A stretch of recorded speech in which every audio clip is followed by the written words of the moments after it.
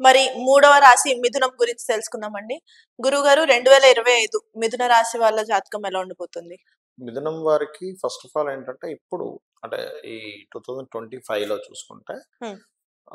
4th హౌస్‌లో కేతు ఉన్నాడు యాక్చువల్‌గా. 2025 మే నుంచి కేతు మారిపోతాడు మే ఎండింగ్ నుంచి. ఓకే. సో, మే లోపల ఎటువంటి ప్రాపర్టీస్ మీద గాని ఇన్వెస్ట్‌మెంట్స్ చేయకూడదని చెప్తాను నేను.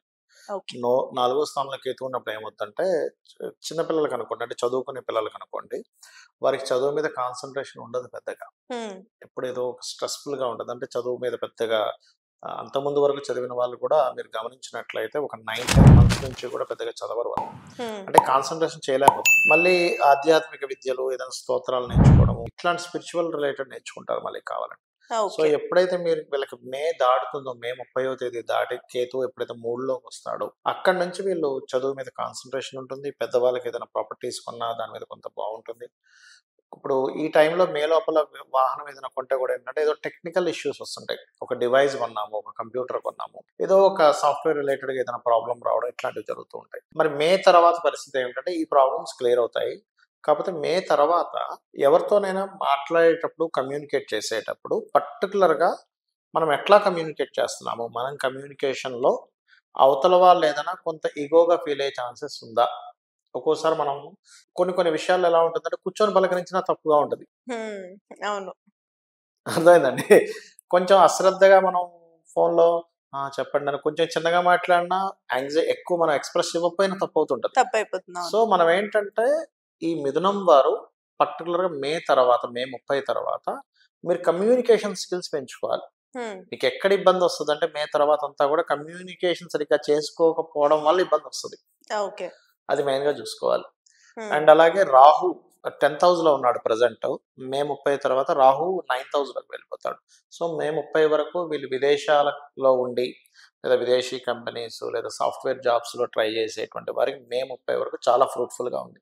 హుహు. మే 30 తర్వాత దాని ప్రభావం తగ్గుతుంటుంది. అదే విధంగా మే 30 తర్వాత వీళ్ళు చేయవలసిందేంటంటే, ఎక్కువ పితృదేవత ఆరాధన చేసుకోవాలి. ఎప్పుడైనా భాగ్యస్థానంలో రాహు ఉన్నప్పుడు ఏంటంటే, మనకి లలితా సహస్రనామాల్లో చెప్పినట్టుగాను, అదే విధంగా కామన్‌గా గూడా ఏంటంటే, దేవతలు, పితృదేవతలు ఇద్దరి అనుగ్రహం మనకు కావాలి యాక్చువల్‌గా. హ్మ్.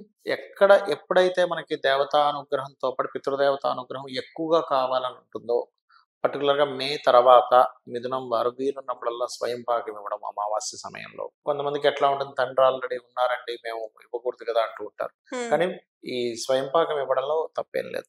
ఓకే. అదొకటి. బట్ మే తర్వాత ఏంటంటే ఉద్యోగం కోసం విదేశాలు కాదు కానీ, చదువుకోవడం కోసం విదేశాలకు వెళ్ళడం చాలా బావుంటది ఓకే. చెప్పాలంటే. ఇక శని, గురువు యొక్క ప్రభావం చూసుకుంటే మే 15th వరకు 12వ స్థానంలో ఉన్నాడు గురువు.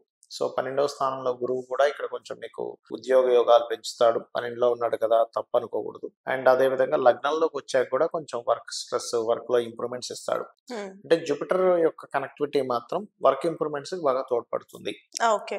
కానీ ఏదన్నా వీళ్ళు కమ్యూనికేషన్ స్కిల్స్ దగ్గర మాత్రం కొంచెం పెంచుకోవాలి. ఆచితూచి వ్యవహరించుకోవాల్సొస్తుంది. పెంచుకోవాలి. ఎందుకంటే ఓకే. ఇక్కడ అదొకటే కాకుండా మీకు సాటర్న్ గూడా మార్చి 30 నుంచి 10th హౌస్‌లోకి ఎంటర్ అవుతున్నాడు. హ్మ్. సో, ఎప్పుడైతే 10th హౌస్‌లోకి ఎంటర్ అవుతాడో చాలామంది ఇక్కడ చేసే మెయిన్ మిస్టేక్ ఏంటంటే జాబ్ విషయంలో కొంత అశ్రద్ధను చూపిస్తుంటారు. హ్మ్. అది పనికిరాదు వీళ్ళకి. 10th హౌస్‌లో సాటర్న్ గదా! అంటే పాపగ్రహాలు 10వ స్థానంలో, 11వ స్థానంలో చాలా మంచిది. హ్మ్. కానీ ఇక్కడ మనకి ఏ పర్టిక్యులర్ దాంట్లో ఉంది అనేది చూసుకోవాలి. ఇప్పుడేమవుతుందంటే జాబ్‌కి లేట్‌గా వెళ్ళడం.